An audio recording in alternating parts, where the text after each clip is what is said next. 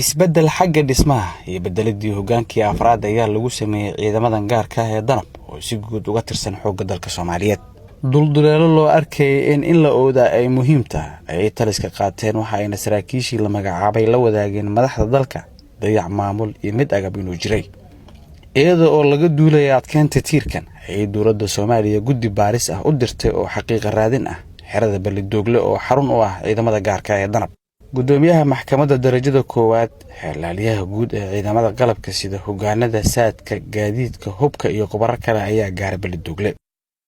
xeelaliyaha guud ee ciidamada qalabka sida ayaa u sheegay ciidamadan inaan laga filaynin dhaqan lid ku ah ciidamada balse waxa uu ku adkaystay in ciqaabta sharci ee ka dhalan karta dambiga ciidamada dhexdooda ah ay horgeyn doonaan maxkamadda ciidamada qalabka sida. laakiin isla xisaabtan baa dhici doona hadda hadalka intii si badneed waxa iga qaatay saraakiishii jananadii waxaan rabaa nuxurka inaan idin sheego la isku dayn maayo waxaas suurtagal ma ah ninkii hadeerba maaragta ku tala galay waxa fiican waxa aad hayso qarisay inaad iska keento wixii aad hayso oo qarisay waad aragtaan gudoomiyada maxkamadda jooga anigoo xeeraliyaha jooga baashu ciyaar waa dhaaftay waayo waxa inta qofku hadduu damiirkiisa uu xukumi waayo usha lagu xukumaa laakiin danab lagama filayn waxaas dhacay. gudoomiye Shuute ayaa ballan qaaday in natiijada baarista kadib ay ku gaari doonaan go'aan maxkamadeed xerada dhexdeeda. dambiye la yiraahdo dambiyada lidka ku ah shaqada iyo amaanada ciidanka waxa kamida lumin agabka ciidanka aad lumisaa inaan lumisaa hadii la diidaa inaan hadaan lunsato ka war oo adiga gadato dantaada gaarka ku raacato inaan lumisaa ay ka lumaan ay dayac kaaga lumaan dambi waay hadaa adiga gadato ka war oo lunsanto hada dhibaatada iyo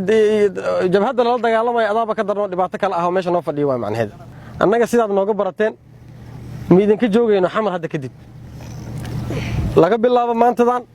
halkan waxa ugu tageynaa qayb kiisaska diyaariso markii kiisaska diyaariyaan kadibna halkaan la imaana meesha lagu maxkamadeena in la soo qaado oo taliyaha guutada xamar ilaa xamar oo soo wado ma sugayso qof xukuman ama qof xuraha inta joogay ama qof xukuman xamar tagay labada wax u dhaxeeya malaha halkaan aan imaanayna waa fiirsana meeshan digi lahayn waxa uu sidoo kale kula dardaarmay in ay yihiin hay'adda kaliya ee looga fadhiyay ilaalinta sharciga sidaas darteedna aysan u ogolaanaynin inay daah u noqoto mid ka shaqeynaya sumcadilkooda. waajibka kale oo askariga iyo sargaalka saaran oo ugu horeeyo waxa waaye inuu dalkiisa difaaco macnaheedu markii la soo koobano waxa waaye inuu ilaaliyo sareynta sharciga inuu ilaaliyo saasay ku imaan kartaa dawlad wanaagsan iyo ciidan wanaagsan intaba Soomaaliya ama dalkeena dawlad ahaan uma burburina waxa u burburay ciidan ahaan u burburay sababtoo ah gacanta cid sharciga qalada gacanta qabaleed waa ciidamada haday ciidamada ayga wax qaldaan ka war yaa qabanay cid qabaysa malaha qalad qofkii wado oo ciidan ku dhex jira inaad dacweysaan oo taliyaha idinka sareeyo u sheegtaan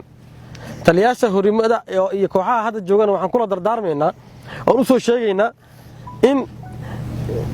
askariga ka tirsan ciidanka laga qoraa daily report ma akhlaaqiisa muxuu yahay akhlaaqiisa ma fiican tahay qof xun iyo qof yaani inay isku dhex jiraan isku lib qasnaadaan waa la kala baxay maanta wixii ka dambeeyay. Cabduqaadir Ciise warbaahinta qaranka Balidoogle.